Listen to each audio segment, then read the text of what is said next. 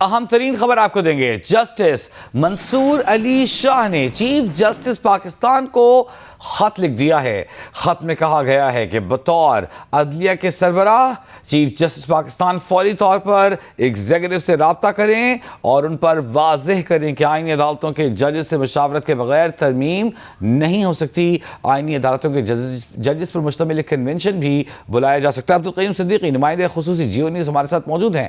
عبدالقیوم صدیقی، کیا لکھا ہے جسٹس منصور علی شاہ نے خط میں؟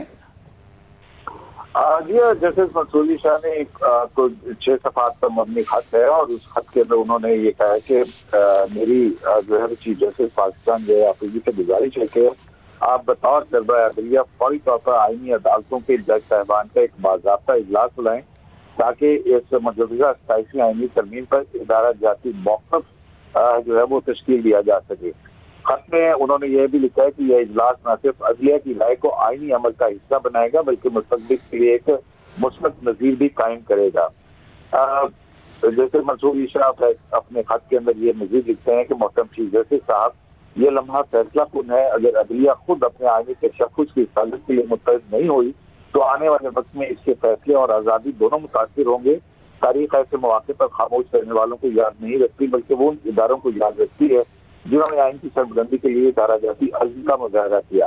خط میں مزید کہا گیا کہ یہی وہ لمحہ ہے کہ عدلیہ اجتماعی طور پر اپنی رائے ریکارڈ پر لائے اور یہ واضح کرے کہ آئینی ترمیم عدلیہ کے بغیر عدلیہ پر نہیں لاگو ہو سکتی۔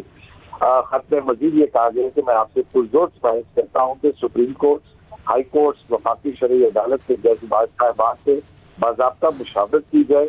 عبدالقیوم صدیقی، یہ بتائیے گا سینیٹ فیونیٹ جج نے اپنے خط میں آئین کے کسی آرٹیکل کا حوالہ دیا جس کے تحت یہ ساری کارروائی آگے بڑھائیں گے چیف جسٹس؟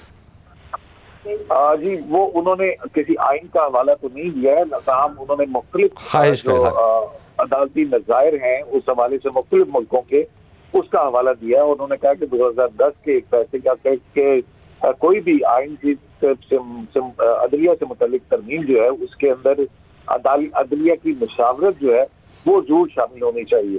اسی طرح وہ یہی مطالبہ کر رہے ہیں کہ جب تک یہ مشاورت نہ ہو